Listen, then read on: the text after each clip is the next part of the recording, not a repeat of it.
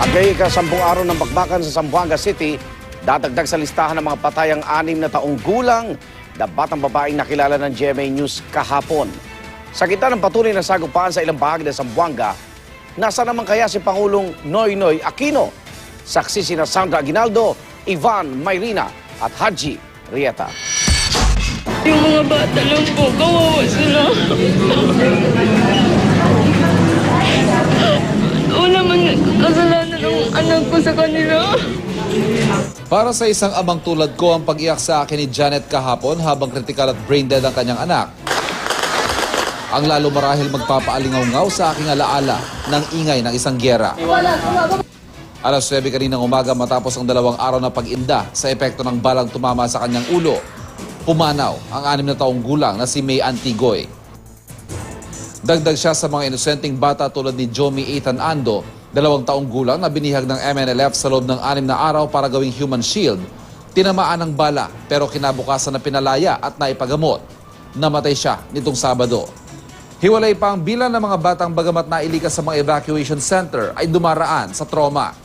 Gaya ng maaaninag sa mga ipinaguhit sa kanila bilang bahagi ng kanilang play therapy at daycare session. Tulad ng drawing na ito. Very few came up with drawings where may baril and then nasusunog. Early childhood experiences is very, very important because this is going to affect the way they look at things, the way they relate to people. Lalong inaalalayan ng mga nabihag at nakalaya na sa mga rebelde. Kabilang ang isang batang 3 taong gulang na ayon kay Social Welfare Secretary Dinky Soliman ay naging bukang bibig daw ang salitang ceasefire. Itong batang ito hindi dapat nalagay sa gitna at nagsisisigaw ng ceasefire. Dapat nandun siya sa kanyang playground, dapat nandun siya sa kanyang bahay. I mean, hindi dapat nangyayari yun. So that's my reaction as a human being. O yan, naiyak na ako. Sa Camp Batalya kung saan dinala ang mga nakalayang bihag kahapon, nakilala ko si Jocelyn na nag-aabang sa 18 anyos niyang anak na si Rachel May na hindi agad pinalabas para makuna ng impormasyon dahil sa mahalagang papel niya sa pag-alalay sa mga bihag. Kanina ko nakilala si Rachel na ikinuwento sa akin ang karanasan nila sa grupo ni Ustad Saber Malik. Natiyak daw niyang siyang namumuno sa mga rebelde. Ito ang litrato ni Ustad Malik. Yan. Opo, siya yan. Siya talaga? Siya talaga yan. Yung stricto, matalino, parang matalino siya.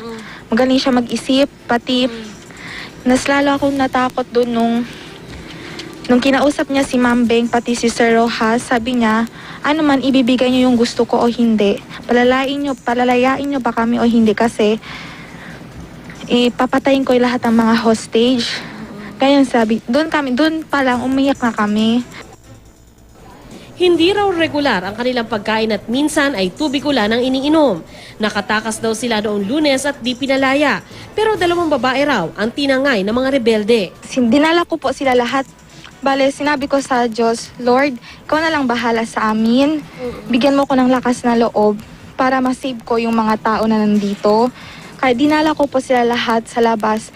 Kapa lang po kami, dahan-dahan lang po kami para hindi kami makahalata ng mga MNLF. Hanggang nakarating na po kami sa may daanan ng Santa Catalina, may nagpaputok. Lakas loob po ako nagsabi. Kinuha ko po yung white t-shirt. Nagsabi po ako, civilian po kami, huwag kayong magpaputok, sir. Doon may sumagot na, sige, isa-isa lang, mga militar kami.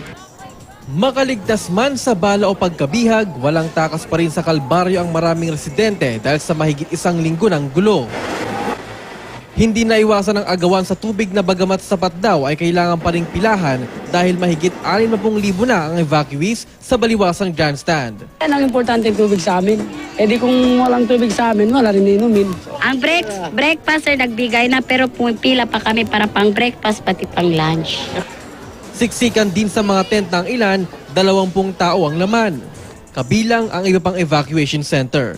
Aabot daw sa halos 100,000 ang inilikas.